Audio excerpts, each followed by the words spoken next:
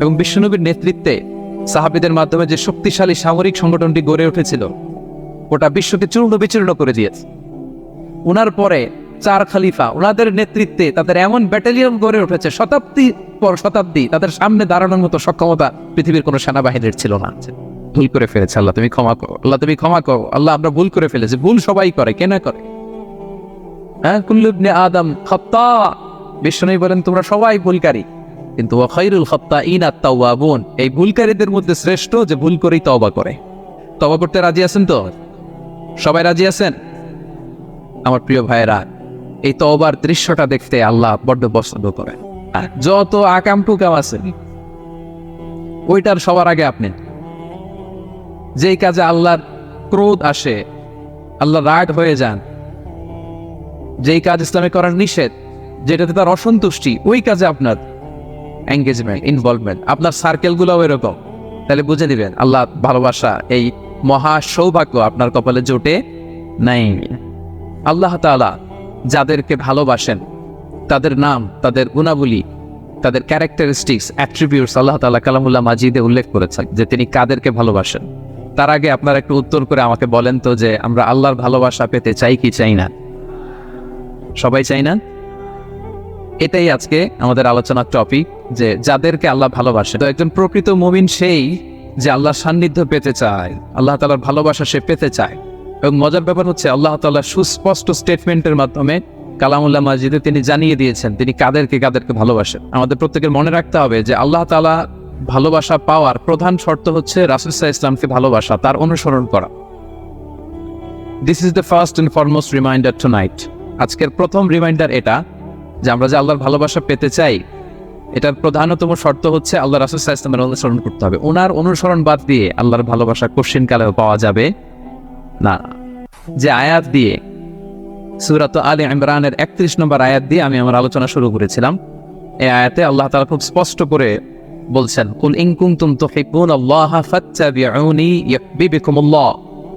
হে নবী, আপনি বলে দিন যে ওহে আমার উম্মতেরা, যদি তোমরা আল্লাহকে ভালোবাসতে চাও তাহলে ফাত্তাবিউনি, আমি নবীর অনুসরণ করো, তাহলে ইউহিব্বুকুমুল্লাহ, আল্লাহ তাআলা স্বয়ং তোমাদেরকে ভালোবাসতে শুরু করে দিবেন। বিশ্বনবীর ভালোবাসা ছাড়া, বিশ্বনবীকে অনুসরণ করা ছাড়া আল্লাহর ভালোবাসা কোশ্চিন কালেও পাওয়া যাবে। কাজী নজরুল ইসলাম খুব চমৎকার করে ওনার কবিতায় লিখেছেন, আল্লাহকে যে পাইতে চায় হাজরাতের অনুসরণে, আরশে কুরসি লৌহ কালাম না চাইতে পেয়েছে সে, রাসূল নামের রশি ধরে যেতে হবে খোদার ঘরে, নদী তরঙ্গে যে পড়েছে ভাই দরিয়াতে সে আপনি মেশে, হাজরাতের অনুসরণে আরশে কুরসি লৌহ কালাম না চাইতে পেয়েছে সে। সুবহানাল্লাহ। রাসূল সাল্লাল্লাহু আলাইহি ওয়াসাল্লামের অনুসরণের মধ্য দিয়ে আল্লাহ তাআলার ভালোবাসাটা অর্জন করতে হবে। এর বাইরে যে আল্লাহ তাআলার ভালোবাসা কোশ্চিন কালেও পাওয়া যাবে না। এবং রাসূল সাল্লাল্লাহু আলাইহি ওয়াসাল্লাম ঠিক যতটুকু করেছেন ঠিক অতটুকুই করতে হবে, এর চেয়ে বেশি করা যাবে না। রাসূল সাল্লাল্লাহু আলাইহি ওয়াসাল্লামের চাইতে কি বেশি মুত্তাকি হওয়া সম্ভব? সবাই বলেন নাই। রাসূল সাল্লাল্লাহু আলাইহি ওয়াসাল্লামের চাইতে বেশি বুজুর্গ হওয়া সম্ভব? ওনার চাইতে বেশি আল্লাহওয়ালা হওয়া সম্ভব? ওনার চাইতে বেশি আল্লাহ তাআলার কাছে প্রিয় ব্যক্তিত্ব হওয়া সম্ভব? অসম্ভব। রাসূল সাল্লাল্লাহু আলাইহি ওয়াসাল্লামের সময়কালে কিছু সাহাবারা রাসূল সাল্লাল্লাহু আলাইহি ওয়াসাল্লামের স্ত্রীদের কাছে জানতে চেয়েছিল যে উম্মুল মুমিনিন, আপনারা বলুন যে রাসূল সাল্লাল্লাহু আলাইহি ওয়াসাল্লামের আমল কেমন ছিল? আমরা তো মসজিদে দেখি, বাইরে দেখি, ঘরে ওনার আমল কেমন আমাদের জানতে বড্ড মনে চায়। তো রাসূল সাল্লাল্লাহু আলাইহি ওয়াসাল্লামের স্ত্রীরা বললেন যে উনি এমন এমন আমল করেন, এইভাবে নফল রোজা রাখেন, শেষ সাথে তাহাজ্জুদ পড়েন, এইভাবে তাসবিহ পড়েন, কোরআন তেলাওয়াত করেন, জিকির করেন। তো হাদিসে এসেছে যে কাআন্নাহুম তাফাল্লুহা, তাদের কাছে এটা কেমন যেন কম মনে হইল। তারা একটা বড় এক্সপেকটেশন নিয়ে আসছিল, মানে বিশাল একটা, রাসূল সাল্লাল্লাহু আলাইহি ওয়াসাল্লাম সব নবীদের নবী, না জানে কি আমল করে ঘরের ভিতরে। কিন্তু যখন রাসূল সাল্লাল্লাহু আলাইহি ওয়াসাল্লাম স্ত্রীদের কাছে শুনলো এই আমল তিনি করেন ঘরের ভিতরে, ওনারা হতাশ, হায়রে ভাবছিলাম এত এত আমল করে, এই মাত্র এরকম আমল করে, এগুলো তো আমরাও করি। কান্নাহুম তাকাল্লুহা, হাদিসে এসছে ওনাদের কাছে এটা খুব কম মনে হইলো। তো তারা একে অপরকে বলতে লাগলো যে এর কারণ হচ্ছে কদ গুফিরা লাহু মা তাকাদ্দামা মিন যামবিহি ওয়া মা তাআখার।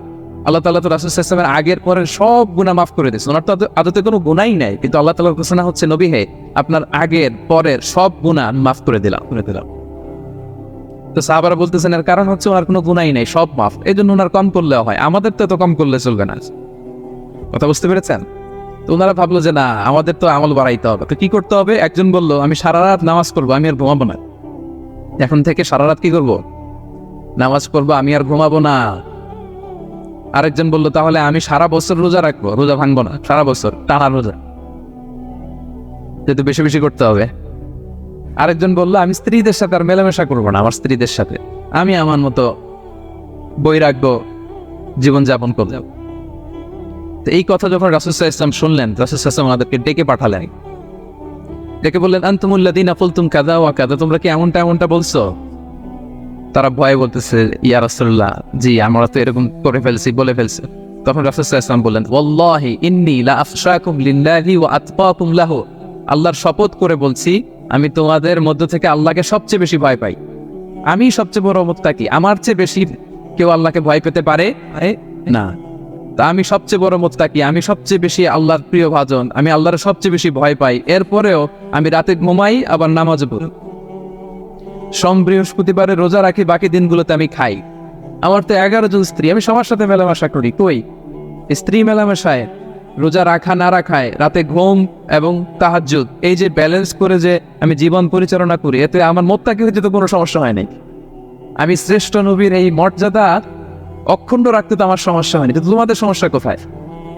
তখন তিনি একটা অসাধারণ উক্তি করেছিলেন, তিনি বলেছিলেন ফামান রাগিবা আন সুন্নতি ফালাইসা মিন্নি, যে আমার সুন্নতকে অবজ্ঞা করে, মানে আমার যে পন্থা এটা অনুসরণ না করে অন্য কিছু যে করতে চায়, ফালাইসা মিন্নি, সে আমার দলভুক্ত নয়।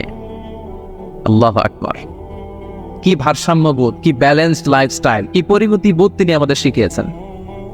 তাহলে বোঝা গেল সারা রাত ইবাদত করলেই ওইটা শ্রেষ্ঠ ইবাদত হয় না, কারণ রাসূল সাল্লাল্লাহু আলাইহি ওয়াসাল্লাম ঘুমাতেন আবার ইবাদত করতেন, স্ত্রীদের সাথে মিলতেন, সামাজিক কাজ করতেন, মাঝে মাঝে নফল রোজা রাখতেন, মাঝে মাঝে অনেকদিন রাখতেন না। This is balance, this is Islam, এবং এর চেয়ে শ্রেষ্ঠ ইসলাম আর হতে পারে না।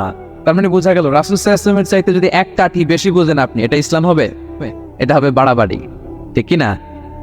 রাসূল সাল্লাল্লাহু আলাইহি ওয়াসাল্লাম যেমনটি করেছেন ঠিক তেমনটি করার নাম ইসলাম, এবং এভাবেই আল্লাহ তাআলার ভালোবাসা পাওয়া সম্ভব, এছাড়া পাওয়া সম্ভব। তাহলে মূল আলোচনায় যাওয়ার আগে এটা হচ্ছে ইন্ট্রোডাক্টরি পয়েন্ট 1, যে আল্লাহ তাআলার ভালোবাসা পাওয়ার 1 নম্বর শর্ত হচ্ছে রাসূল সাল্লাল্লাহু আলাইহি ওয়াসাল্লামের অনুসরণ। তার চেয়ে যদি বেশি ইবাদত করেন ওইটা ইসলাম নয়, তার চেয়ে বেশি বুজুর্গি দেখাইতে গেলে ওইটা বুজুর্গি নয়, তিনি যেমন যেমন করেছেন ঠিক তেমন তেমন করার নামই ইসলাম, এবং সেটার মাধ্যমে আল্লাহ তাআলার ভালোবাসা পাওয়া সম্ভব। এই পয়েন্টটা বুঝছেন না সবাই? আচ্ছা, ইন্ট্রোডাক্টরি পয়েন্টের 2 নম্বর কথা হচ্ছে আমরা কি করে বুঝবো যে আল্লাহ তাআলা আমাদের ভালোবাসেন? কিভাবে বুঝবো যে তিনি আমাদেরকে পছন্দ করেন, ভালোবাসেন? এটা বোঝার কিছু সিস্টেম আছে। 1 নম্বর সিস্টেম হচ্ছে আপনি জাস্ট দেখুন যে আপনি নিজেকে কোন কাজে ব্যস্ত রেখেছেন, আপনি আপনাকে কোন কাজে ব্যস্ত রেখেছেন, আপনার লাইফস্টাইলের দিকে তাকান, লুক অ্যাট ইউর লাইফস্টাইল, আপনি নিজেই বুঝে যাবেন। আপনি যদি দেখেন যে না আপনার ভালো ভালো কাজে আপনার ব্যস্ততা, আপনার এঙ্গেজমেন্ট ভালো লোকদের সাথে, আপনার সার্কেলটা ভেরি গুড সার্কেল, ভালো কাজে আপনার মন টানে, আপনি ভালো কাজ করেন, যদি আপনার কার্যক্রম এরকম হয় তাহলে বুঝে নেবেন আল্লাহ তাআলা আপনাদেরকে ভালোবাসেন, আলহামদুলিল্লাহ। আর যদি দেখেন না যত আকাম টুকাম আছে ওইটার সবার আগে আপনি, যেই কাজে আল্লাহর ক্রোধ আসে, আল্লাহ রাগ হয়ে যান, যেই কাজ ইসলামে করার নিষেধ, যেটাতে তার অসন্তুষ্টি, ওই কাজে আপনার এঙ্গেজমেন্ট, ইনভলভমেন্ট, আপনার সার্কেলগুলোও এরকম, তাহলে বুঝে নেবেন আল্লাহ ভালোবাসা, এই মহা সৌভাগ্য আপনার কপালে জোটে নাই। তাহলে এটা হচ্ছে একটা সিস্টেম। আল্লাহ আপনাকে ভালোবাসেন কিনা এভাবে বুঝবেন যে আপনি নিজেকে কোন কাজে ব্যস্ত রেখেছেন, একটু দেখুন, আপনি মিলাতে পারবেন। 2 নম্বর পদ্ধতি হচ্ছে এটা বোঝার যে তিনি আমাকে ভালোবাসেন কিনা, সেটা হচ্ছে পৃথিবীবাসী আপনাকে ভালোবাসে কিনা এটা একটু দেখেন। এই পৃথিবীর ভালো মানুষগুলোর কাছে আপনার একটা গ্রহণযোগ্যতা আছে কিনা এটা দেখেন, এটা দেখলে আপনি বুঝতে পারবেন। সহিহ মুসলিমের একটা ছোট্ট হাদিস শেয়ার করি। রাসূল সাল্লাল্লাহু আলাইহি ওয়াসাল্লাম বলেছেন যে ইন্নাল্লাহা ইযা আহাব্বা আবদান দাআ জিবরিল ফাকালা ইন্নী উহিব্বু ফুলানান ফাহিব্বা। আল্লাহ তাআলা যখন কোনো বান্দাকে ভালোবাসেন তখন তিনি জিবরাইলকে ডেকে বলেন, হে জিবরাইল, আমি আমার এই বান্দাকে ভালোবাসি, তুমিও তারে ভালোবাসো। ফায়ুহিব্বুহু জিবরিল, জিবরাইল আলাইহিস সালাম তারে ভালোবাসতে শুরু করে। শুধু এখানেই না, সুম্মা ইউনাদি ফিস সামা, তারপরে তিনি আকাশে একটা অ্যানাউন্সমেন্ট করেন। ফায়াকুল, তিনি বলেন যে ইন্নাল্লাহা ইউহিব্বু ফুলানান ফাহিব্বু, ও আকাশবাসীরা, ও ফেরেশতারা, আল্লাহ তাআলা তার এই বান্দাকে ভালোবাসে, তোমরা সবাই তার ভালোবাসো। তখন ফায়ুহিব্বুহু আহলুস সামা, গোটা আকাশবাসী তারে ভালোবাসতে শুরু করে, মানে ফেরেশতারা। তো আল্লাহ তাআলা এবং সকল ফেরেশতারা যখন তাকে ভালোবাসতে শুরু করে, রাসূল সাল্লাল্লাহু আলাইহি ওয়াসাল্লাম বললেন সুম্মা ইউদাউ লাহুল কবুলু ফিল আরদ, তখন পৃথিবীতে তার গ্রহণযোগ্যতা বাড়িয়ে দেওয়া হয়, তার অ্যাকসেপ্টেন্স বাড়িয়ে দেওয়া হয়, সবার কাছে তার একটা গ্রহণযোগ্যতা আছে, সবাই তাকে ভালোবাসে। এটা হচ্ছে একটা পদ্ধতি যে আল্লাহ তাআলা আপনাকে ভালোবাসে কিনা আপনি নিজেই বুঝবেন, যে পৃথিবীবাসী আপনাকে ভালোবাসে কিনা, আপনার কলিগরা আপনাকে ভালোবাসে কিনা, আপনার বন্ধুরা আপনাকে ভালোবাসে কিনা, আপনার নেইবররা আপনাকে ভালোবাসে কিনা, পৃথিবীর ভালো মানুষগুলোর কাছে আপনার গ্রহণযোগ্যতা আছে কিনা। যদি থাকে, বুঝবেন আল্লাহ তাআলা আপনাকে ভালোবাসেন, ঠিক কিনা? আল্লাহ তাআলা আমাদেরকে যেন ওই কাতারে শামিল করেন, আমরা পড়ি আমিন। তাহলে আলোচনার টপিক, আল্লাহ তাআলা যাদেরকে ভালোবাসেন। শুরুতে আমরা জানলাম ভালোবাসার পদ্ধতি হচ্ছে, প্রক্রিয়া হচ্ছে একটাই, রাসূল সাল্লাল্লাহু আলাইহি ওয়াসাল্লামের পুঙ্খানু অনুসরণ, তার চেয়ে বেশিও না কমও না, হুবহু অনুসরণ, ঠিক কিনা? 2 নম্বরে জানলাম কি করে বুঝবো, নিজের দিকে তাকান, আপনি কি করেন, what's your activity, what's your engagement, নিজেই বুঝবেন। আর দেখেন যে আশেপাশের মানুষ আপনার ব্যাপারে কি বলে। পৃথিবীবাসী যদি আপনারে পছন্দ করে, তার মানে আল্লাহ তাআলা আপনারে পছন্দ করে। সবাই বুঝতে পেরেছে? আচ্ছা, এবার সরাসরি কোরআনে চলে যাই, মূল টপিক বিশ্লেষণে। আল্লাহ তাআলা অনেক শ্রেণীর ব্যক্তিকে ভালোবাসেন বলে তিনি ঘোষণা করেছেন। তিনি বলেছেন যে আমি তাদেরকে ভালোবাসি। এর মধ্যে 1 নম্বর হচ্ছে আল মুহসিনুন। এটা আমার সাথে সাথে বলেন, আল মুহসিনুন। মুহসিনুন মানে হচ্ছে যে ইহসান করে, মানে অন্যের প্রতি অনুগ্রহ দেখায়, অনুগ্রহশীল, অন্যের প্রতি দয়াশীল, অনুগ্রহশীল, এই সমস্ত বান্দাদের আল্লাহ ভালোবাসেন। আল্লাহ বলেন, ওয়া আনফিকু ফি সাবিলিল্লাহি ওয়া লা তুলকু বিআইদিকুম ইলা তাহলুকা ওয়া আহসিনু ইন্নাল্লাহা ইউহিব্বুল মুহসিনিন। তিনি বলেন যে তোমরা আল্লাহর রাস্তায় দান করো আর নিজেরা নিজেদেরকে ধ্বংসের মুখে ঠেলে দিও না, আর তোমরা ইহসান করো অন্যের প্রতি, কারণ ইন্নাল্লাহা ইউহিব্বুল মুহসিনিন, আল্লাহ তাআলা মুহসিনিনদের ভালোবাসেন, মানে যারা অন্যের প্রতি অনুগ্রহ দেখায়, অন্যের প্রতি দয়া পরবশ, তাদেরকে আল্লাহ ভালোবাসেন। সুবহানাল্লাহি ওয়া বিহামদিহি। তাহলে পেয়ে গেলাম, মিলায় নেন যে অন্যের প্রতি সফট কর্নার, অন্যের প্রতি দয়া, অনুকম্পা, হেল্পিং হ্যান্ড, হেল্প করার মানসিকতা, অন্যের দুঃখে কাদা, এই মাইন্ডসেট, এই মেন্টালিটি আমাদের আছে কিনা একটু মিলিয়ে নেন। না থাকলে রিমাইন্ডার হিসেবে নেন যে আমরাও যেন মুহসিনুনদের কাতারে শামিল হতে পারি। ইহসান এটা অনেক বড় তবকার একটা আমল। ইবাদতেও ইহসান লাগবে, ইবাদতের বাইরে সামাজিক কর্মকাণ্ড, রাষ্ট্রীয় কর্মকাণ্ড, সব কাজে আল্লাহ তাআলা ইহসানকে আবশ্যক করেছেন। অনুগ্রহ, অন্যদের প্রতি অনুগ্রহশীল হওয়া। ইবাদতে ইহসানটা কেমন? সাইয়েদনা জিবরাইল আলাইহিস সালাম রাসূল সাল্লাল্লাহু আলাইহি ওয়াসাল্লামকে জিজ্ঞেস করেছিলেন যে ইয়া রাসূলুল্লাহ ফাখবিরনি আনিল ইহসান, ইহসান আবার কি, আমাকে একটু বলেন। তো ইবাদতে ইহসানটা কেমন? রাসূল সাল্লাল্লাহু আলাইহি ওয়াসাল্লাম বললেন যে ইহসান হচ্ছে আন তা'বুদাল্লাহা কাআন্নাকা তারাহু ফাইন লাম তাকুন তারাহু ফাইন্নাহু ইয়ারাক। তুমি এমন ভাবে ইবাদত করবে, তুমি ভাববে যে তুমি আল্লাহকে দেখছো, তুমি আল্লাহকে দেখে দেখে ইবাদত করতেছো, এরকম ভাবো না একটু? আর এটা ভাবতে যদি কষ্ট হয়, অন্তত এতটুকু তো ভাবো যে আল্লাহ তোমায় দেখছে। এতটুকু ভাবা যাবে না? আমরা যখন নামাজ পড়ি, আমাদের প্রত্যেকটা সালাতের মুহূর্তে আমাদের এটা ভাবতে হবে যে আল্লাহ তাআলা কিন্তু আমাকে দেখছেন। এই যে আমি ফিসফিস করে সুবহানা রাব্বিয়াল আলা পড়ি, সুবহানা রাব্বিয়াল আযীম পড়ি, আমি তাসবিহ পড়ি, আমার রুকু সেজদা সবকিছু আমার আল্লাহ দেখছেন। এই সেন্স, এই অনুভূতি যদি আপনার মধ্যে থাকে, এটাই হচ্ছে ইবাদতের ইহসান। আর ইবাদত ছাড়া আমাদের দৈনন্দিন কাজ, পারিবারিক কাজ, সামাজিক কাজ, এই সমস্ত কাজেও কিন্তু আল্লাহ তাআলা ইহসানকে আবশ্যক করেছেন। প্রিয় ভাই এবং বোনেরা, অন্যের প্রতি অনুগ্রহ করাটাকে তিনি কি করেছেন? আবশ্যক করেছেন। একটা ছোট্ট হাদিস শুনি। হাদিসে রাসূল সাল্লাল্লাহু আলাইহি ওয়াসাল্লাম ইরশাদ করছেন যে ইন্নাল্লাহা তাবারাকা ওয়া তাআলা কাতাবাল ইহসানা আলা কুল্লি শাই। আল্লাহ তাআলা সব কিছুর উপর ইহসানকে আবশ্যক করেছেন, সব কিছুর উপর। মুমিনের সব কাজে ইহসান থাকতে হবে, অন্যের প্রতি অনুগ্রহের পরশ থাকতে হবে। এবার মজার একটা পার্ট আসছে হাদিসে, খেয়াল করে শুনি। রাসূল সাল্লাল্লাহু আলাইহি ওয়াসাল্লাম বলেন ফাইদা কাতালতুম ফাআহসিনুল কিতলা। আল্লাহ তাআলা সব জায়গায় ইহসানকে আবশ্যক করেছেন। এমন কি ফাইদা কাতালতুম, যখন তোমরা কতল করবে কাউকে, ফাআহসিনুল কিতলা, ইহসানের সাথে কতল করো। সুবহানাল্লাহ বললেন না? প্রসঙ্গটা কি? হত্যার প্রসঙ্গটা, রাষ্ট্রীয় কাজে হয়তো ডেথ পেনাল্টি, তার মৃত্যুদণ্ড দিতে হবে। রাসূল সাল্লাল্লাহু আলাইহি ওয়াসাল্লাম বলেন ফাইদা কাতালতুম ফাহসিনুল কিতলা, মৃত্যুদণ্ড দিবা কিন্তু ইহসানের সাথে দিও। আপনি চাইলেই তার কান কেটে ফেলতে পারবেন না, তাকে শ্বাসরুদ্ধ করতে পারবেন না, পেট্রোল দিয়ে তার দেহ জ্বালিয়ে দিতে পারবেন না, চাইলেই এই দেহটারে আপনি নষ্ট করতে পারবেন না। রাষ্ট্রীয় কাজে বিচারে সাব্যস্ত হয়েছে তার এখন ডেথ পেনাল্টি, মৃত্যুদণ্ড কার্যকর করবেন ঠিক আছে, কিন্তু সেখানে ইহসানের সাথে। ফাইদা কাতালতুম ফাহসিনুল কিতলা, মৃত্যুদণ্ড কার্যকর করার সময় ইহসানের সাথে করো। ওয়াইদা যাবাহতুম ফাহসিনুয যাবাহা, জবাই করার সময় ইহসান করো। সুবহানাল্লাহ, করতেছি জবাই, করতেছি কি কিন্তু মেরে ফেলতেছি প্রাণীটাকে খাওয়ার জন্য। স্লটারিং, লিটারালি আমি ছুরি চালাচ্ছি ওর গলায়, ফিনকি দিয়ে রক্ত বেরোবে এখনই, মেরে ফেলতেছি। কিন্তু যা মনে চায় আপনি কোপাতে পারবেন কোরবানির পশুকে, কষ্ট দিতে পারবেন না। আমরা এই ভুলটা করি। রাসূল সাল্লাল্লাহু আলাইহি ওয়াসাল্লাম দেখেন আরো স্পেসিফিক করে বলছেন যে ওয়ালিউহিদ্দা আহাদুকুম শাফরাতাহু ওয়ালিউরিক যাবিহাতাহু, তোমরা জবাইয়ের সময় তোমাদের ছুরিটাকে ধার করে নিও যাতে করে প্রাণীটা কম কষ্ট পায়। সুবহানাল্লাহ। আমরা অনেক সময় ভুল করে ফেলি। আমরা গরু শোয়ানোর পরে এই রশি কোথায়, এই ছুরি কোথায়, এই কষাই কোথায়, এই যে 7 জনের নামে জবাই হবে এদের নাম কোথায় কোথায়, গরুটাকে আমরা কষ্ট দিচ্ছি। রাসূল সাল্লাল্লাহু আলাইহি ওয়াসাল্লাম বলে না, মুমিনের প্রতিটি কাজে ইহসানের পরশ থাকে। তারা প্রাণী জবাই করবে ঠিকই খাওয়ার জন্য, কিন্তু এখানেও ইহসান করতে হবে, ঠিক কিনা? ঠিক কিনা?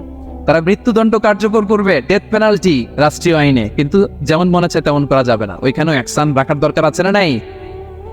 প্রিয় ভাইয়েরা, এই ইহসানকে যারা মেনটেন করে জীবনের সব কাজে, আল্লাহ তাদেরকে বড্ড ভালোবাসে, বড্ড পছন্দ করে। সো আমরা যেন সবাই সবার প্রতি ইহসান করি।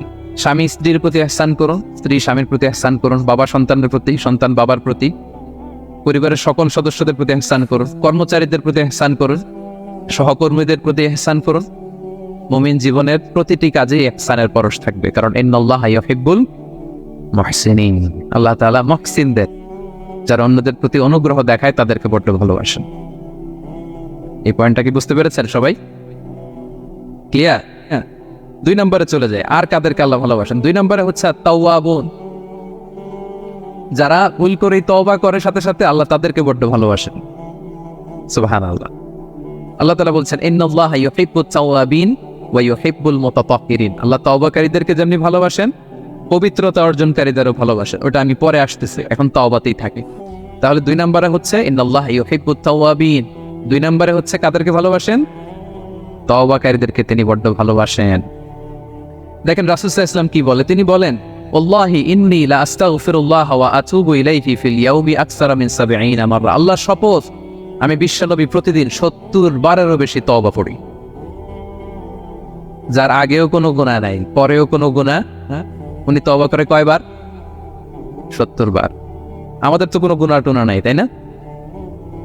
হ্যাঁ, আমাদেরও গুনাহ আছে নাকি? বস্তা ভরা। হ্যাঁ, তো বিশ্বনবী যদি 70 বার তওবা করেন ডেইলি বেসিস, আমাদের করা দরকার কয়বার?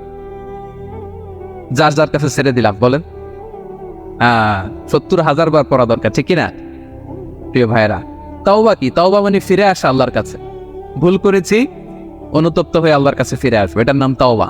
To return back to your Lord, আল্লাহর কাছে ফিরে আসবে। ফিরে আসাটাকে আল্লাহ খুব পছন্দ করে। এখানেই শয়তান আর আমাদের মধ্যে পার্থক্য। শয়তান ভুল করে করছি তো করছে, এটার মধ্যেই সে অটল অবিচল, ক্ষমা আর চাইনি। কিন্তু আমরা সকালে ভুল করে দুপুরে মাফ চাই, দুপুরে করে রাতে মাফ চাই, আজকে ভুল করে কালকে মাফ চাই, ঠিক কিনা? এই মাফ চাওয়াটাকে, ফিরে আসাটাকে, তার গুনাহগার বান্দা অনুতপ্ত হয়ে, রিয়েলাইজেশন হয়ে, বুঝতে পেরে ফিরে আসাটাকে তিনি বড্ড পছন্দ করেন, বড্ড পছন্দ করেন। এজন্য ভুল আমাদের হবে প্রিয় ভাইরা। আল ইনসান মিনান নিসিয়ান, আমাদের নামটাই এসেছে ভুল থেকে, আমরা ভুলে যাই, ভুল হয়ে যায় আমাদের। কিন্তু ক্ষমার রাস্তা, তওবার রাস্তা খোলা আছে না নাই? হ্যাঁ, এটা হচ্ছে আমাদের জন্য আশা, হোপ। আমরা হোপফুল, সবসময় আশাবাদী। যত ভুল হোক, যত ভুল আপনি করেন, এটা খেয়াল রাখবেন, ভুল আপনি যতই করেন না কেন, তার রহমতের দরিয়া তার চাইতেও বড়, তার ক্ষমার মহাসাগর তার চাইতেও বিস্তৃত, যত ভুল আপনি করেন না কেন। এজন্য আল্লাহ তাআলা বলেন ইয়া আইয়ুহাল্লাযীনা আমানু তুবু ইলাল্লাহি তাওবাতান নাসুহা, ওহে বিশ্বাসীরা একনিষ্ঠভাবে তওবা করো, ফিরে আসো আমার দিকে। তাফিররু ইলাল্লাহ 24/7, পৃথিবীর কোনো দরজা 24 ঘন্টা খোলা থাকে না। রাত 3টার দিকে যদি আপনি উঠে জায়নামাজটা বিছিয়ে যে ভুলটা করছেন ওটা স্মরণ করে চোখের পানি ছেড়ে মাফ চান, ক্ষমা করবেন না তিনি? হ্যাঁ, ক্ষমা দেওয়ার জন্য তিনি বসে আছেন। এজন্য ভুল হইলে আমরা বলবো আস্তাগফিরুল্লাহ। কি করব? পড়েন আস্তাগফিরুল্লাহ রাব্বি মিন কুল্লি যামবি ওয়া আতুবু ইলাইহি। পড়েন আস্তাগফিরুল্লাহ আল্লাযী লা ইলাহা ইল্লা হুয়াল হাইয়ুল কাইয়্যুম ওয়া আতুবু ইলাইহি। এটা পড়ে আল্লাহর কাছে ফিরে আসবেন, অনুতপ্ত হবেন, আল্লাহ ভুল করে ফেলেছে, আল্লাহ তুমি ক্ষমা করো, আল্লাহ তুমি ক্ষমা করো, আল্লাহ আমরা ভুল করে ফেলেছি। ভুল সবাই করে, কে না করে? হ্যাঁ, কুল্লু ইবনে আদম খাত্তা। বিষ্ণু বলেন তোমরা সবাই ভুলকারী, কিন্তু ওয়া খায়রুল খাত্তাইনা আত-তাওয়াবুন, এই ভুলকারীদের মধ্যে শ্রেষ্ঠ যে ভুল করেই তওবা করে। তওবা করতে রাজি আছেন তো? সবাই রাজি আছেন? আমার প্রিয় ভাইয়েরা, এই তওবার দৃশ্যটা দেখতে আল্লাহ বড্ড পছন্দ করেন। বান্দা যখন ভুল বুঝতে পারে, মাথাটা নিচু করে চোখের পানি ছেড়ে বান্দা যখন কাঁপতে শুরু করে, এই দৃশ্যটা দেখলে আল্লাহ সহ্য করতে পারে। আল্লাহর রহমতের দরিয়ায় জোশ খেলে যায়, বান্দা যা চায় আল্লাহ তাই দিয়ে দেয়। তখন চোখের পানির এত বড় পাওয়া। এজন্য আমরা ভুল করে যেন অটল না থাকি, আল্লাহর কাছে যেন ক্ষমা চাই, আমরা যেন ফিরে আসি তার দরবারে। তার দরবার সবসময় খোলা। এবং তিনি এই তওবার বা ফিরে আসার দৃশ্যটা দেখতে কত পছন্দ করেন শোনেন। রাসূল সাল্লাল্লাহু আলাইহি ওয়াসাল্লাম বলেন, ওয়াল্লাযী নাফসি বিয়াদি, তার শপথ যার হাতে আমার আত্মা, লাউলাম তুযনিবু, তোমরা যদি ভুল না করতে, লা যাহাবাল্লাহু বিকুম, আল্লাহ তোমাদেরকে ধ্বংস করে দিতেন। ওয়ালা জাআ বিকওমিন, আল্লাহ এমন এক জাতি তৈরি করতেন, ইউযনিবুন, ওরা খালি ভুল করতো, ফায়াস্তাগফিরুন, আর ক্ষমা চাইতো, ফায়াগফিরুল্লাহু লাহুম, আর আল্লাহ তাদের ক্ষমা করতেন। তোমরা যদি ভুল না করতে, এই বনি আদম, তোমরা যদি ভুল না করতে, তোমাদেরকে আল্লাহ তাআলা ধ্বংস করে এমন একটা গোষ্ঠী বানাইতেন যারা খালি ভুল করতো আর মাফ চাইতো, ভুল করতো আর মাফ চাইতো, আর আল্লাহ মাফ করে দিত। সুবহানাল্লাহ বললেন না? গাফিরিয যামবি ওয়া কাবিলিত তাওব, তিনি পাপ মোচন করার জন্যই তো তিনি আমার রব, তওবা কবুল করার জন্যই তো তিনি আল্লাহ সুবহানাহু ওয়া তাআলা, তিনি রব্বে কারীম। তার দয়ার কোনো শেষ নাই, তার মায়ার কোনো শেষ নাই। আমরা যখন তওবা করি, অনুতপ্ত হই, চোখের পানি ছেড়ে যখন কাঁদি, আল্লাহ যে কত খুশি হয় এটার একটা উপমা হাদিসে এসেছে, সহিহ মুসলিমের হাদিস। রাসূল সাল্লাল্লাহু আলাইহি ওয়াসাল্লাম বলেন, লাল্লাহু আশাদ্দু ফারাহান বিতাওবাতি আবদিহি হিনা ইয়াতুবু ইলাইহি, কেউ যখন তওবা করে আল্লাহ কত খুশি হয় জানো? শোনো, ওই ব্যক্তির চাইতে আল্লাহ বেশি খুশি হয়ে যায় যে ব্যক্তি মরুভূমিতে সফরে বেরিয়েছে, সাথে তার বাহন বা উট, ওই উটের মধ্যেই তার পানি বা খাবার, হঠাৎ করে উটটা হারায় গেছে। শুনতেছেন? মরুভূমিতে উট নিয়ে বের হয়েছিল সফরে, উটের মধ্যে তার পানি, তার খাবার, তার বেঁচে থাকার সমস্ত মাধ্যম, কিন্তু হঠাৎ করে উট কি হয়ে গেছে? হারায় গেছে। উট খুঁজে আর পায় না, দৌড়াতে দৌড়াতে হয়রান। কত দৌড়াবে? ধুধু মরু প্রান্তর, কয়েক ঘন্টা দৌড়ালেই তো সে তৃষ্ণার্ত হয়ে মারা যাবে। দৌড়াতে দৌড়াতে হাঁপাতে হাঁপাতে শেষ, জীবনের আশাও শেষ। যে উট যেহেতু পাই নাই, আজকে সারাদিন দৌড়ালে তো তৃষ্ণা আমি মারাই যাবো রাতে। তো জীবনের আশা ভরসা শেষ করে হাঁটতে হাঁটতে হাঁপাতে হাঁপাতে হঠাৎ একটা গাছের সন্ধান পেল। এই গাছের নিচে যে এত ক্লান্ত, তৃষ্ণার্ত, হাঁপাতে হাঁপাতে ঘুমায় গেছে, হতাশ, আমার বাঁচার আর কোনো মাধ্যম নাই, আমার উট হারায় গেছে, ওইখানে পানি, ওইখানেই খাবার। ক্লান্ত শ্রান্ত হয়ে তৃষ্ণার চোটে ঘুম চলে আসছে। হঠাৎ ঘুম থেকে জেগে ওঠে, উটটা পাশেই দাঁড়ায় আছে। যে ওটের উপরে তার পানি এবং খাবার ছিল, পুরা মরুভূমিতে দৌড়াইতে দৌড়াইতে আবার সন্ধ্যাবেলায় এসে মালিকের সামনে দাঁড়ায় আছে। সে ঘুম থেকে উঠে তাড়াতাড়ি করে রশি ধরে ফেলছে উটের। পুরোটা হাদিসের অনুবাদ শোনাচ্ছি। তো উটের রশি ধরে বেচারা এত খুশি, এত খুশি, এত খুশি, যে খুশির চোটে ও বলতে আরম্ভ করছে, আল্লাহুম্মা আনতা আবদি ওয়া আনা রাব্বুক, আল্লাহ তুমি আমার গোলাম, আমি তোমার রব, তুমি দয়া করে এই উটটা ফিরাই দিছো, আজকে তুমি উটটা ফিরাই না দিলে আমি তো মরে যেতাম। আল্লাহ প্রশংসা তোমার। খুশির চোটে। কিসের চোটে? খুশির চোটে কথা উল্টায় গেছে। সে এত খুশি, সে আনন্দে এত উদ্বেলিত, এত খুশি, সে বলতেছে আল্লাহ, আল্লাহুম্মা আনতা আবদি, আল্লাহ তুমি আমার গোলাম। খুশিতে আল্লাহুম্মা আনতা আবদি, আল্লাহ তুমি আমার গোলাম, ওয়া আনা রাব্বুক, আমি তোমার রব, তোমার দরবারে লাখো কোটি শুকরিয়া। আল্লাহ কেঁদে কেঁদে বলতেছে। তা আল্লাহ বলে, ওইরকম একটা পরিস্থিতিতে যে তার জীবনের আশা ছেড়েই দিয়েছিল, হঠাৎ করে উঠ ফিরে পাওয়ার পরে খুশির চোটে সে যখন আমি আল্লাহরে ওর গোলাম বানায় আর ওরে আমার রব বানায়, ওই লোকটা ওই মুহূর্তে ঠিক যত খুশি, আমার কোনো বান্দা তওবা করে যখন আমার কাছে ফিরে আসে, আমি আল্লাহ ওই বান্দার উপর তার চাইতে বেশি খুশি হয়ে যায়। আল্লাহু আশাদ্দু ফারাহ। ওই ব্যক্তি কত খুশি হইলে আল্লাহর গোলাম বানায়, কত খুশি হইলে সে সেন্স হারায় ফেলে যে আল্লাহ তুমি আমার গোলাম, আমি তোমার রব। কখন বলে? খুশিতে সে মাতোয়ারা। আল্লাহ বলে ওই মাতোয়ারা ব্যক্তি ওই মুহূর্তে যত খুশি, আমার কোনো বান্দা ভুল করে বোঝার পরে যখন চোখের পানি ছেড়ে আমার কাছে তওবা করে, আমি আল্লাহ তার চাইতেও বেশি খুশি হয়ে যা। তওবা করবেন তো? করবেন করবেন। ইন্নাল্লাহা ইউহিব্বুত তাওয়াবিন। আল্লাহ তাআলা তওবাকারীদের বড় ভালোবাসেন। আমার ভাইরা, ভুল হলেই যেন আমরা তওবা করি। কয়টা জানলেন? প্রথমটা কি ছিল?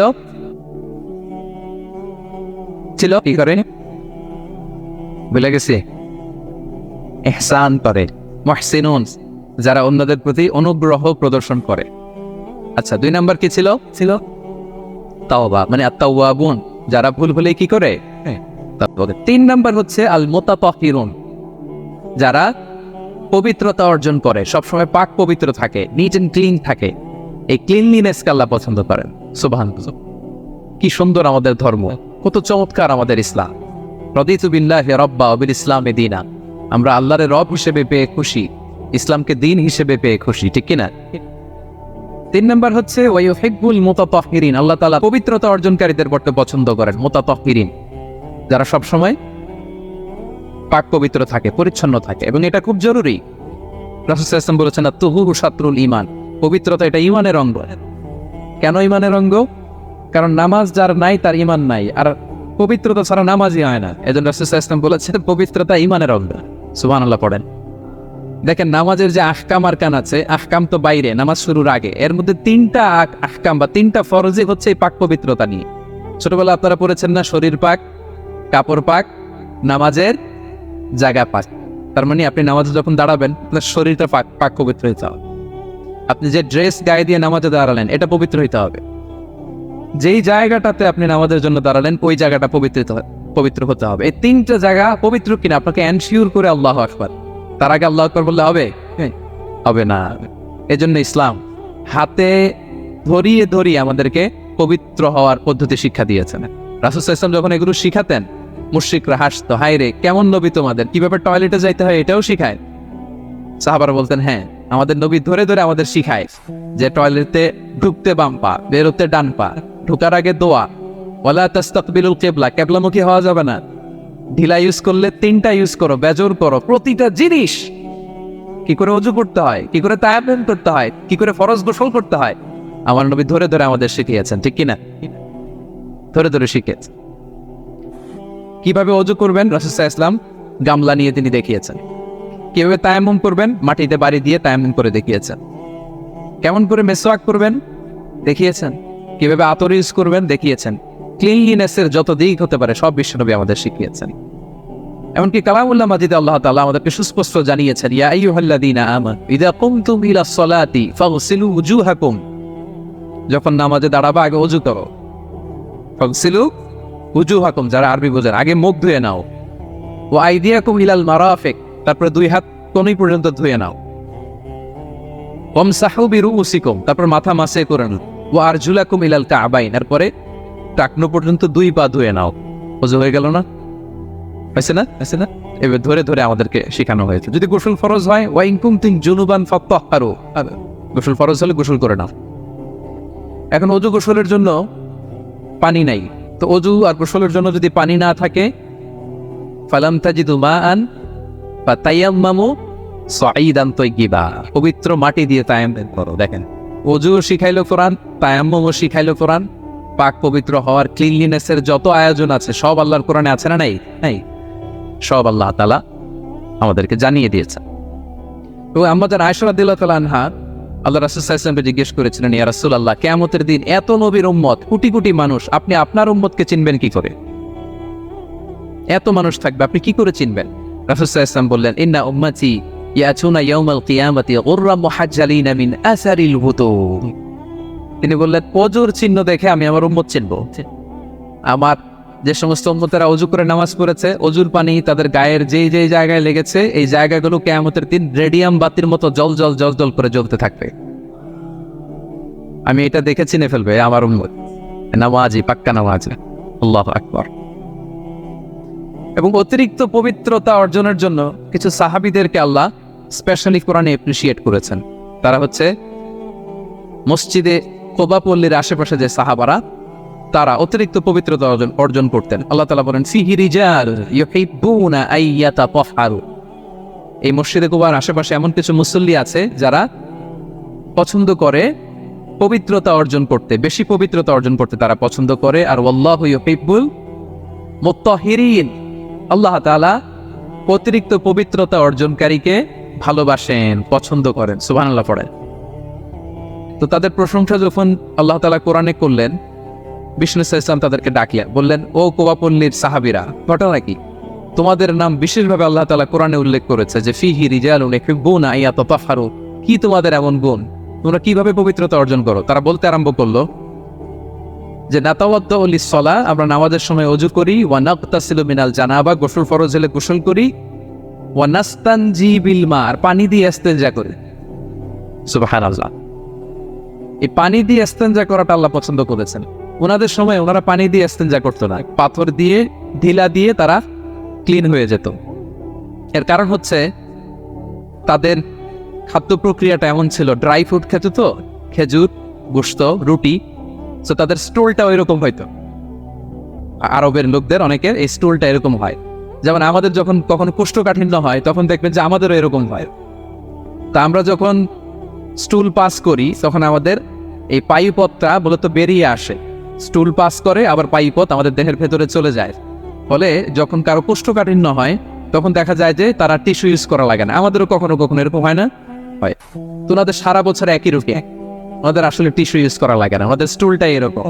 কিন্তু এরপরেও ওই সাহাবারা এক্সট্রা পানি ইউজ করতেন। আমরা যেমনি কল ঘোরালেই পানি, ওই সময় পানি এত অ্যাভেলেবেল ছিল না, সপ্তাহে একদিন গোসল করার সুযোগ পেতেন। পানি মানে এটা গোল্ডের মতো দাম, ডায়মন্ডের মতো দাম পানি মরুভূমিতে। তো তারা বলে ওয়ানাস্তানজি বিল মা, আমরা পানি জমিয়ে রাখি, সেই পানি দিয়ে ইস্তেনজা করি। রাসূল সাল্লাল্লাহু আলাইহি ওয়াসাল্লাম বললেন ক্বালা ফাহুয়া যাক ফাআলাইকুম, তাহলে এটাই সেই কারণ, এটাই সেই কারণ। এজন্যই আল্লাহ তাআলা স্পেশালি কোরআনের ভেতরে তোমাদের নাম তুলে দিয়েছেন। পড়ো সুবহানাল্লাহ। আমরা যেন এই পবিত্রতাকে গুরুত্ব দেই প্রিয় ভাইয়েরা, কারণ আল্লাহ তাআলা তিনি বলছেন ইন্নাল্লাহা ইউহিব্বুত তাওয়াবিন, তিনি তাওবাকারীদের যেমনি ভালোবাসেন, ওয়া ইউহিব্বুল মুতাতাহহিরিন, তিনি পবিত্রতা অর্জনকারীদেরকে ভালোবাসেন। আমরা যেন ওযু করার সময় খুব ভালোভাবে করি। রাসূল সাল্লাল্লাহু আলাইহি ওয়াসাল্লাম যখন বললেন ওযুর পানি যেখানে লাগে ওটা জল জল করে জ্বলবে, তা আবু হুরায়রা রাদিয়াল্লাহু তাআলা আনহু হাত তো ধুইতে হয় কোনি পর্যন্ত, উনি এতটুকু ধুইতেন। উনি বলতেন যে কিয়ামতের দিন আমার হাত এতটুকু পর্যন্ত জল জল করুক। কি মাইন্ডসেট ওনাদের, সুবহানাল্লাহ বিহামদিহি।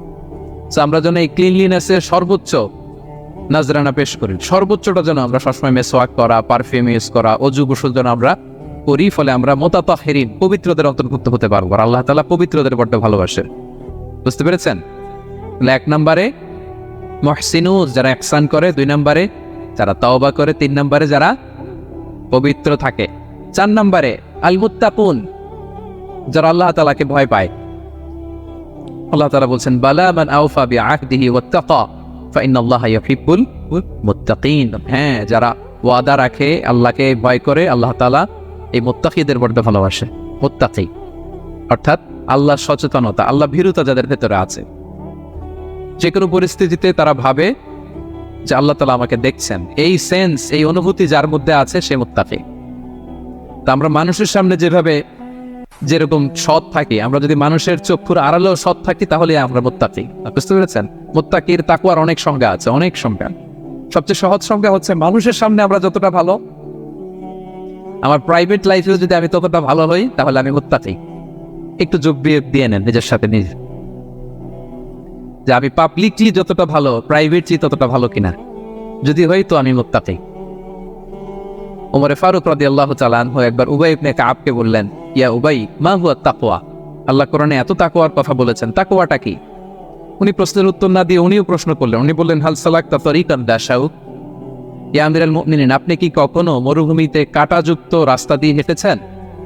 উনি বললেন হেঁটেছি। তো কিভাবে হেঁটেছেন? দেখেন কেমনে উত্তর দেয় এক সাহাবী আর এক সাহাবীকে। যেখানে যে রাস্তায় কাঁটা আছে, ক্যাকটাস আছে, গুলমলতা, কিভাবে হেঁটেছেন?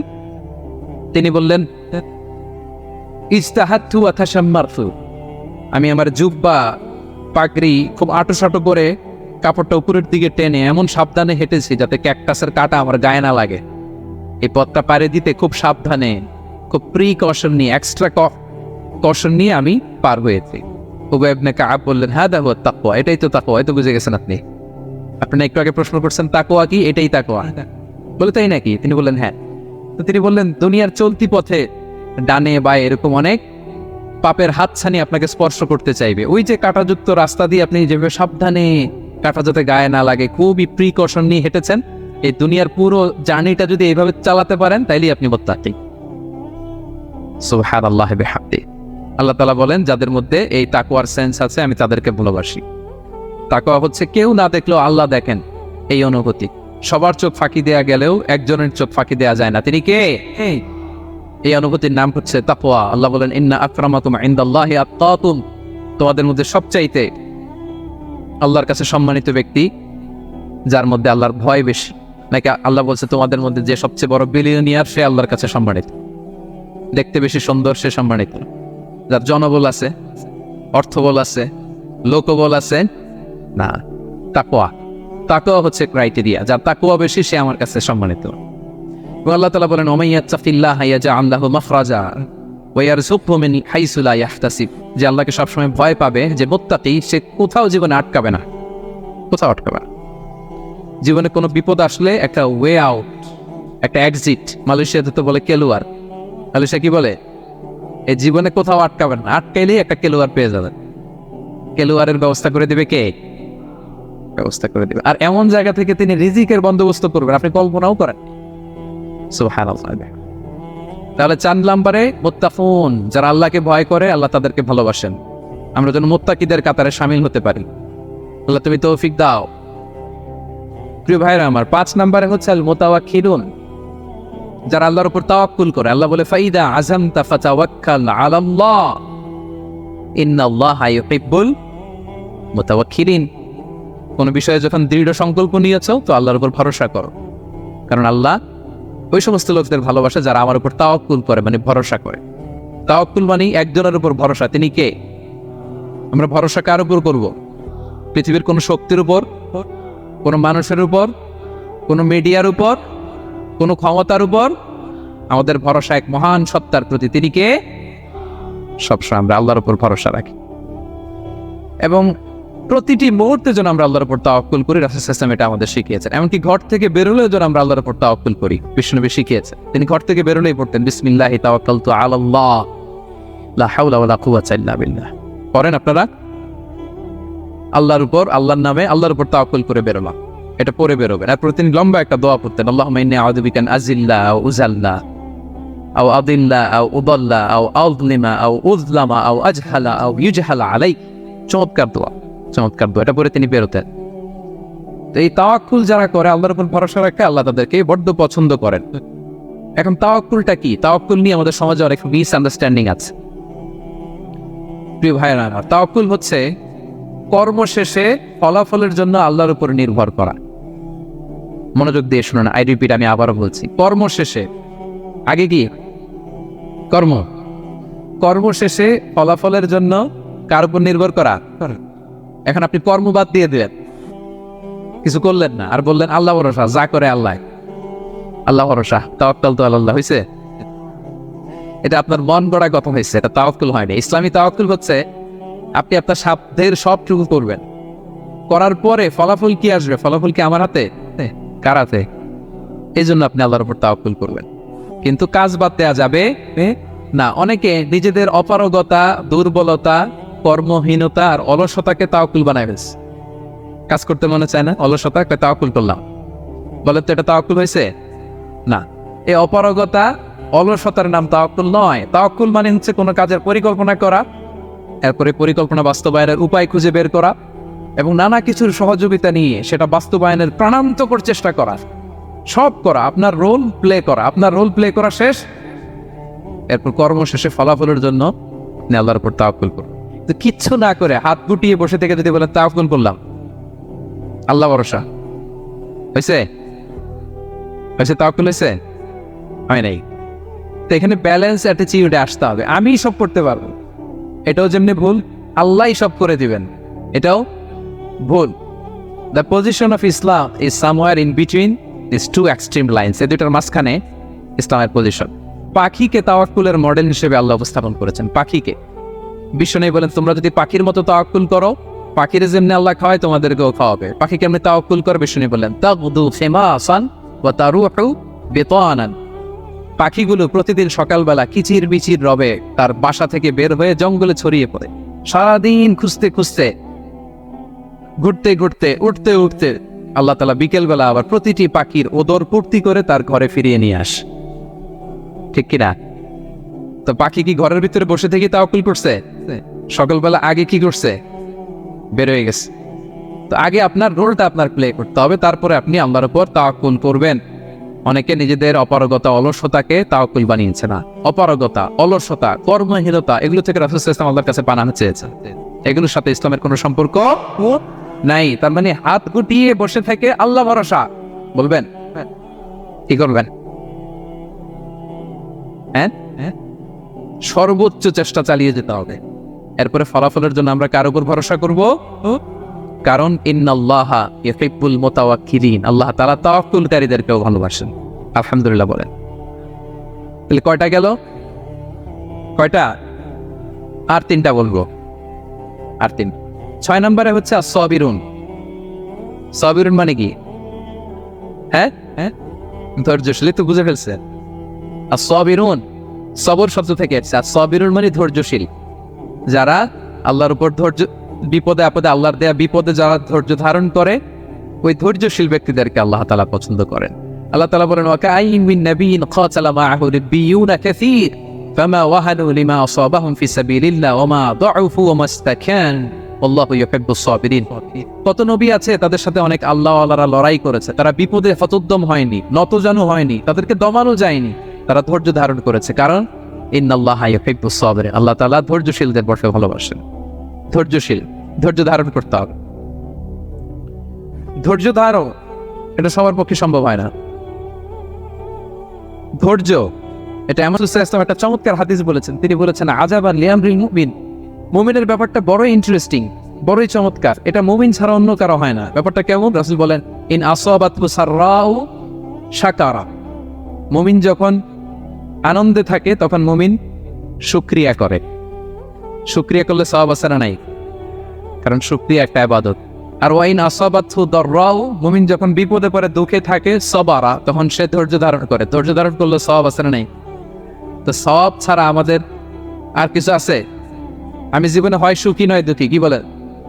আমাদের জীবনের চলতি পথে হয় কখনো আমরা সুখী নয়, সুখের সময় কি করি? শুকর করি। শুকর করলে সওয়াব আছে না নাই? আর দুঃখের সময় কি করি? সবর করি। সবর করলে সওয়াব আছে না নাই? তাহলে হয় শুকর, নয় সবর। এই দুইটা ইবাদত মুমিন জীবনে সর্বদা চলমান। কেমন একটা উইন উইন সিচুয়েশন। সুবহানাল্লাহ পড়বেন না? একটা উইন উইন সিচুয়েশন। এজন্য প্রিয় ভাইরা, মাথা গরম করবেন না, কখনোই অস্থির হবেন না, আতঙ্কিত হবেন না, ধৈর্য ধারণ করুন। কারণ ধৈর্য এমন একটা গাছ, চারি গায়ে কাটা, কিন্তু ফলটা বড় মিষ্টি। এজন্য আল্লাহ তাআলা বলেন, ইন্নাল্লাহা ইউহিব্বুস সাবিরিন, আল্লাহ তাআলা ধৈর্যশীল বান্দাদেরকে পছন্দ করেন। কয়টা গেল? 6টা। 7 নম্বরে আল মুকসিতুন। মুকসিতুন মানে হচ্ছে ন্যায়পরায়ণ, যে ইনসাফের সাথে ফায়সালা করে, যে পার্সিয়ালিটি করে না, 2 নাম্বারই করে না। বিচার করতে যে যখন রায় দেয়, ন্যায়সঙ্গত ভাবে রায় দেয়, ঘুষ খেয়ে বায়াস হয়ে কোনো রায় দেয় না, তাদেরকে আল্লাহ পছন্দ করে। কিন্তু আমাদের বিচার ব্যবস্থার দিকে তাকান, গোটা বিশ্বব্যাপী আছে না নাই? ছোট্ট একটা বিচারেও দেখবেন যে ছোট্ট সালিশ বসছে, এর কাছ থেকে টাকা খেয়ে ওর পক্ষে রায় দিয়ে দেয়, এরকম আছে না নাই? না, আল্লাহ তাআলা তাদেরকে বড্ড অপছন্দ করেন। বরং যারা বায়াস নয়, যারা পার্সিয়ালিটি করে না, যারা ইনসাফের সাথে ন্যায় ভিত্তিক ফায়সালা করে, আল্লাহ তাদেরকে পছন্দ করেন। আল্লাহ তাআলা বলেন, ওয়া ইন হাকামতা ফাহকুম বাইনাহুম বিল কিসত নবী যখন আপনি বিচার করবেন ন্যায় পরায়ণতার সাথে বিচার করুন, কারণ ইন্নাল্লাহা ইউহিব্বুল মুকসিতিন, আল্লাহ তাআলা ন্যায় পরায়ণদেরকে বড্ড ভালোবাসেন। ন্যায় পরায়ণ জীবনের প্রতিটি ক্ষেত্রে পার্শিয়ালিটি আপনি করতে পারবেন না, তার মধ্যে কোনো বায়াসনেস থাকতে পারবে না। আল্লাহ বলেন কিয়ামতের দিন আমি যে মিজানের পাল্লা বসাবো, ওয়া নাদাউল মাওয়াজিনাল কিসফা লিয়াউমিল কিয়ামা, এই মিজানের পাল্লা এর মধ্যে কোনো বায়াসনেস নাই। ফামাইয়ামাল মিসকালা যাররাতিন খাইরান ইয়ারা, অনুপরিমাণ ভালো এটাও ওজন হবে, অনুপরিমাণ খারাপ এটাও ওজন হবে। ফালা তুযলামু নাফসুন শাইআ, সেদিন কারো প্রতি বিন্দু পরিমাণ জুলুম করা হবে না। ন্যায় বিচারের মানদণ্ড তিনি সেদিন কায়েম করবেন। আর দুনিয়াতে যারা ন্যায় বিচার করে, ন্যায় ভিত্তিক ফয়সালা করে, তাদেরকে আল্লাহ ভালোবাসেন। সুবহানাল্লাহ পড়েন। রাসূল সাল্লাল্লাহু আলাইহি ওয়াসাল্লাম কতটা ন্যায়পরায়ণ ছিলেন শুনেন। অষ্টম হিজরিতে তিনি যখন মক্কা বিজয় করলেন, মক্কার লোকেরা তার হাতে বায়াত হলো, তিনি অল্প কিছুদিন এখানে 20 দিনের মতো ছিলেন মক্কায়। তো ইন দ্য মিন টাইম মক্কার কুরাইশ গোত্রের একটা শাখা, এটার নাম হচ্ছে বনু মাখজুমিয়া, বনু মাখজুমিয়া গোত্রের একটা নারী চুরিতে ধরা পড়ল। তো চুরি করলে ইসলামের বিধান কি? আস-সারিকু ওয়াস-সারিকাতু ফাকতাউ আইদিয়াহুমা, হাত কেটে দাও। দেখেন সাহাবারা বলতে লাগলো, হায় রে, এই নতুন মাত্র কুরাইশরা কালিমা পড়ে মুসলমান হইল, রাসূল সাল্লাল্লাহু আলাইহি ওয়াসাল্লাম যদি এখনই এই মহিলার হাত কেটে দেয় তাহলে এখানে তো একটা ঝামেলা হবে। কিন্তু আমরা তো কেউ বলারও সাহস রাখি না। কে যে বলবে নবীর কাছে যে নবী এই আজকের জন্য, এবারের জন্য এই মহিলারা মাফ করে দেন, হাত কেটে দিয়েন না? কেউ সাহস করতে পারে না। পরে রাসূল সাল্লাল্লাহু আলাইহি ওয়াসাল্লামের পালক পুত্রের ছেলে উসামা বিন যায়েদ হিব্বু রাসূলিল্লাহ, ওনাকে রাসূল সাল্লাল্লাহু আলাইহি ওয়াসাল্লাম বড্ড ভালোবাসতেন। সবাই বলে উসামারে যে বল, সে তো নাতির মতো। যায়েদ হচ্ছে পালক পুত্র, পালক পুত্রের ছেলে তো নাতি, হাসান হুসেনের মতো আদর করতেন। তো তাকে যে বলো, সবাই বললো উসামা আমরা কেউ পারবো না, তুমি যে বলো। তো উসামা ছোট মানুষ যে বলতেছে, ইয়া রাসূলুল্লাহ সবাই বলতেছে এবারের জন্য একটু মাফ করে দেয়া যায় না, এই মহিলাটারে একটু মাফ করে দেয়া যায় না। রাসূল সাল্লাল্লাহু আলাইহি ওয়াসাল্লাম রেগে গেলেন। তিনি বললেন, তোমাদের আগে বনি ইসরাইলের এই স্বভাব ছিল, ধনীরা চুরি করলে মাফ করত, গরিবরা চুরি করলে বিচার কার্যকর করত। শুনে রাখো কুরাইশের লোকেরা, শুনে রাখো মক্কাবাসী, লাউ আন্না ফাতিমাতা বিনতি মুহাম্মাদিন সারাকাত লাকাতা মুহাম্মাদুন ইয়াদাহা। আর বনু মাখজুমিয়ার মেয়ে তো দূর কি বাত, আমার কলিজার টুকরা নয়নের পুতলি ফাতেমাও যদি আজকে চুরিতে ধরা পড়তো, তার হাত কেটে দিতে আমি মুহাম্মদ 1 সেকেন্ডও দেরি করতাম না। আমার মেয়ে ফাতেমা যদি চুরিতে দোষী সাব্যস্ত হতো, তার হাত কাটতে আমি সময় নিতাম। This is Islam, this is ইনসাফ, দিস ইজ জাস্টিস। এটাকে বলে ন্যায় ভিত্তিক বিচার, যেখানে কোনো স্বজনপ্রীতি নাই, যেখানে কোনো পার্শিয়ালিটি নাই, যেখানে কোনো বায়াসনেস নাই। যারা ন্যায় ভিত্তিক ফয়সালা দেয়, মুকসিতুন, আল্লাহ তাআলা তাদেরকে পছন্দ করেন। আমরা যেন তাদের অন্তর্ভুক্ত হতে পারি। আল্লাহ তৌফিক দান করো। সবশেষ পয়েন্ট, আল মুনাজ্জামুনা ফি মাইদানিল জিহাদ, যারা জিহাদের ময়দানে সুশৃঙ্খল থাকে, ডিসিপ্লিনড। সর্বশেষ হচ্ছে ডিসিপ্লিন। এই যে মাশাআল্লাহ আজকের এই সাইবার জায়া কনফারেন্স খুবই ডিসিপ্লিনড একটা প্রোগ্রাম, সবাই সারিবদ্ধ হয়ে বসে আছেন। এবং এই সারিবদ্ধ হয়ে যারা বসে থাকে, যারা ময়দানে থাকে, তাদেরকে আল্লাহ তাআলা বড্ড পছন্দ করেন। যারা বিশৃঙ্খলা করে না, যারা সুশৃঙ্খল। তা আমরা মুসলিমরা কি বিশৃঙ্খল জাতি না সুশৃঙ্খল জাতি? আমরা সুশৃঙ্খল ইনশাআল্লাহ বিইজনিল্লাহ। আল্লাহ তাআলা বলছেন, ইন্নাল্লাহা ইউহিব্বুল্লাযীনা ইউকাতিলুনা ফি সাবিলিহি সাফফান কাআন্নাহুম বুনিয়ানুম মারসুস। আল্লাহ ওই বান্দাদের ভালোবাসেন যারা জিহাদের ময়দানে সফফান, সফফান মানে সারিবদ্ধ, কাতারে কাতার, এবং এমন কাতার কাআন্নাহুম বুনিয়ানুম মারসুস, যেন এটা মজবুত একটা সীসা ঢালাই করা প্রাচীর। সুবহানাল্লাহ। সাহাবারা নামাজের কাতারে পায়ের সাথে পা লাগিয়ে দাঁড়াতেন, কাঁধের সাথে কাঁধ লাগিয়ে দাঁড়াতেন। পিছন থেকে বিশ্বনবীর অ্যাটাক করতে গেলেও 10 মিনিট লাগবে। সব সাহাবাদেরকে আক্রমণ করে বিশ্বনবী পর্যন্ত পৌঁছাতে তাদের অনেক সময় লেগে যাবে, এমন সীসা ঢালা প্রাচীরের মতো তারা পেছনে দাঁড়াতেন। সুবহানাল্লাহ। তো যারা জিহাদের ময়দানে সুশৃঙ্খল ভাবে দাঁড়ায়, ডিসিপ্লিন ম্যানারে, ওয়েল অ্যারেঞ্জ ম্যানারে, ওয়েল অর্ডার্ড ম্যানারে, আল্লাহ তাআলা তাদেরকে বড্ড পছন্দ করেন। আর যারা বিশৃঙ্খলা করে, তাদেরকে আল্লাহ পছন্দ করেন না। এবং আপনি দেখেন বিষ্ণু ইসলামের যুদ্ধগুলোর মধ্যে 5 ভাগে তিনি ভাগ করতেন যুদ্ধকে। মাঝখানে হচ্ছে একটা ডিপার্টমেন্ট, ডানে মাইমানা, বায়ে মাইসারা, সামনে মুকাদ্দেমা, পেছনে খালফ। এইভাবে 5টা ডিসিপ্লিনড ওয়েতে তিনি ব্যাটালিয়ন ভাগ করে সামনে আগাতেন। এবং বিশ্বনবীর নেতৃত্বে সাহাবীদের মাধ্যমে যে শক্তিশালী সামরিক সংগঠনটি গড়ে উঠেছিল, ওটা বিশ্বকে চূর্ণ বিচূর্ণ করে দিয়েছে।